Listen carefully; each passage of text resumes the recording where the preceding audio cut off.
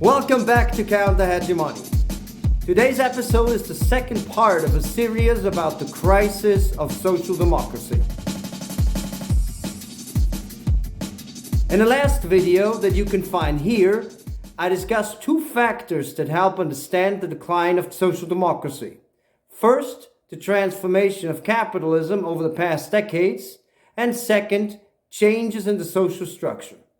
Today, I will add two more crucial points to the analysis and provide some insight on what the future holds for social democracy. A third factor that explains the decline of social democracy is the subordination to neoliberal hegemony and the adoption of so-called third-way policies. In the 1980s, neoliberal ideas increasingly began to shape political discourse.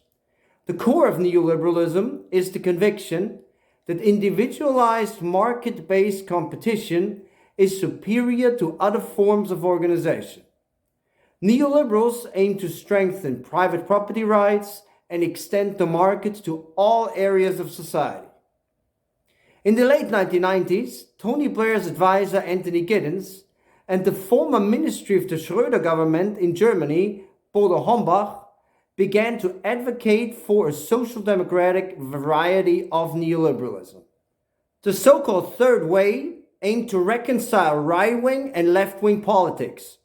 It provided a reinterpretation of the social question and an attack on the welfare state and trade unions.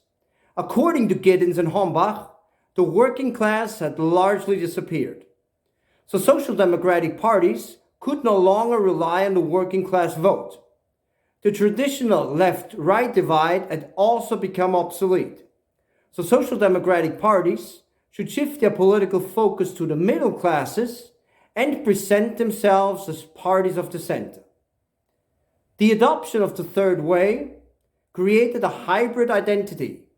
Meritocracy, labor market flexibilization, and the competitive state of the neoliberals on the one hand, equality, social justice, and humanistic values on the other. Under the third way, the struggle for votes increasingly replaced the efforts to actively shape voter preferences and form collective identities. Market-friendly experts, finance-oriented economists, and spin doctors moved to the fore and began marketing social democratic policies. The shift to neoliberalism ensured that policies proposed by social democratic parties no longer differed from those of its competitors. Particularly on economic and social policy issues, social democratic parties could hardly be distinguished from liberal and conservative forces.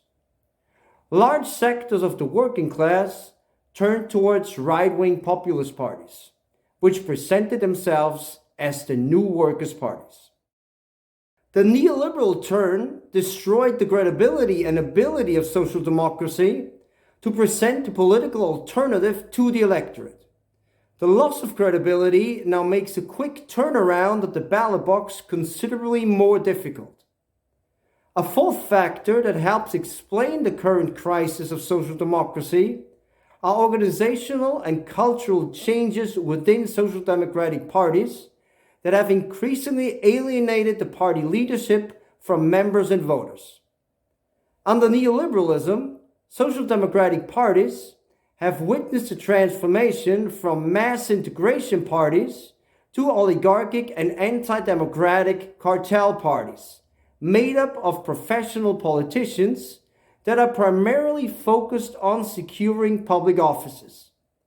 Many party functionaries have middle-class backgrounds and often act detached from the working class voters.